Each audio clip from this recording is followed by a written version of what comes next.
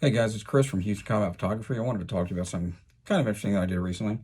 So I bought this camera from Facebook Marketplace. This is a beautiful 1950s Century graphic. This is a 2x3. And the owner, the seller, sent me a lot of film with it. I took some pictures with it here in this room, did a photo shoot, and in my experience, this is the fifth one of these I've owned. In my experience, the rangefinders on the baby speed graphic series are always off versus the 4x5, the big speed graphics are generally on. This one, I compared the rangefinder versus the ground glass on the pictures I was taking here in this room, and it matched up. So I thought, okay, cool. This one, the rangefinder is accurate. But in addition to that film, the seller then let me know, hey, I got some more film you might be interested in. And some of it was this stuff right here.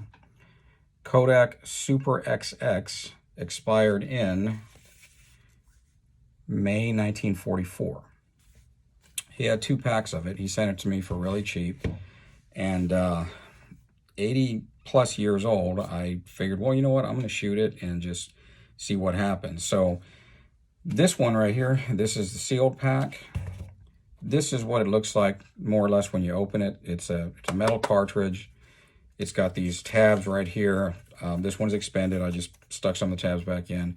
But the way it works is you've got a starter tab. You pull it, that exposes your first sheet. You've got a holder that this goes in with the dark slide. You pull the dark slide and you're ready to take pictures. Every time you take a picture, you pull the tab. It advances to the next sheet. So I shot the 12 sheets out at a park in downtown Houston. And the next challenge then is trying to develop it. So 2x3 sheet film. Here's an unexposed, well, I mean, exposed not a lie, but one I didn't shoot. Is an old sheet that was in a film holder I bought. And it's not real practical to get these developed, right? There's not a lot of infrastructure out there for developing 2x3. Now, fortunately, a couple years ago at an estate sale, I bought this. It's a Fink Roseleaf developing tank. It will do up to 12 sheets of 4x5 and several other formats, including 2x3. So right here, it's set up for 4x5. It's got these 12 slots. You can adjust these for the different film sizes. And what I found out was, if you're doing 4x5s, it's 1,500 milliliters of chemistry. If you're doing 2x3, you can put them in there sideways, horizontally, instead of standing up. That means you need less chemistry in there, and you wind up needing 900 milliliters. So I was able to develop this film in this tank. But I also, because the film was 80 years old, I didn't know exactly what solution I should use or any of that stuff. So what I did, I started testing, doing one sheet at a time. I read up on a couple of different things, people saying you need to let it stand for an hour in 76 stock solution, and I didn't have enough D76 equivalent stock solution to have 900 milliliters and have it sit for an hour. So I took the D76 substitute that I had, which was SP76EC from Stearman Press. It's a concentrate, and I diluted it. It wound up being 5-to-1, 1 part D76 plus 5 parts water to make 900 milliliters, and I just started experimenting. So the first sheet that I did, I let it sit for an hour, only agitated it a couple of times, and I got basically nothing, okay? But when I looked on this sheet, I realized, well, there's a couple of little itty-bitty tiny white spots. I don't think they're just distortions. I think this is actually an image, something registered. So I went ahead and did another one. Instead of an hour, I did half an hour. And here you can, on this video, it doesn't look like there's anything, but if you look really closely at it, there's a very faint outline of an image. So then the next one I did 15 minutes. And here you can pretty much see there's an image on there. So the next ones I decided to do 7 minutes. And at 7 minutes, I got images. Okay, the negatives are still very fogged. They're very dark. But I got images on all the remaining sheets. So what I found out was the formula for this particular film was SP76EC 1-to-5 dilution, 7 minutes of developing. I only agitated a few times with it. Then I rinsed it. Then I fixed it for 5 minutes. Then I rinsed it again. And bam, I got images that I was able to salvage digitally. So here's a couple of examples of the pictures. Now, what you'll see, though, is that some of them aren't in focus when I was looking at something up close, because it turned out on this camera that I thought, oh, cool, the rangefinder is in focus. It's not.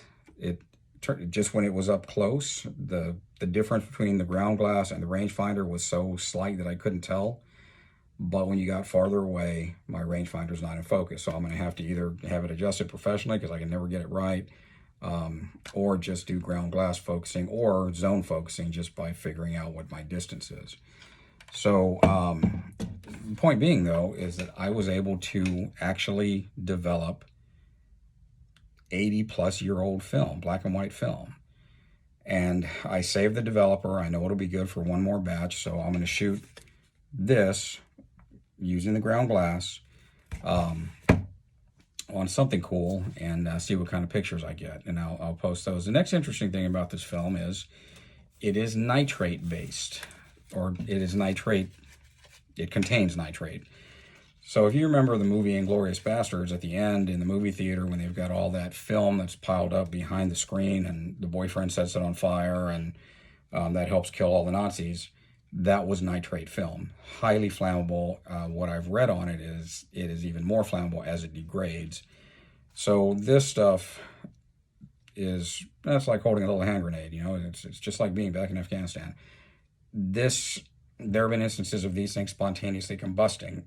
My understanding is that's only if they're stored improperly. That if they're stored in 85-degree temperatures or higher, then there's a serious risk of them bursting into flames.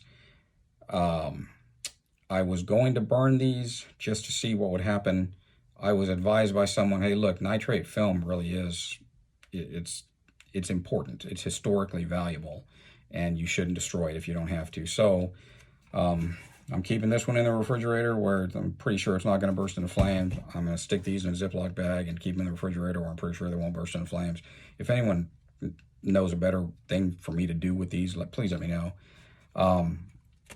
Yeah, the major thing being, the major point of this exercise, though, is that black and white film, it'll last a long, long time. If it's, unless it's stored either in a fire or in a swamp, it's probably going to be okay. And, film isn't always really cheap. If you can find expired black and white film, chances are it's going to be good. So if I was able to develop 80-plus-year-old film, then the stuff you have from the 70s, 80s, 90s, 2000s, like if I got something from 2010, I would not worry about it at all. I would not have any concerns about it degrading. This stuff lasts a long time. So anyway, just wanted to tell you all about that little experiment I did. And guys, happy shooting. Go out and take some cool pictures. And when I develop take this next batch and develop it, I'll show you what I got. So y'all take it easy.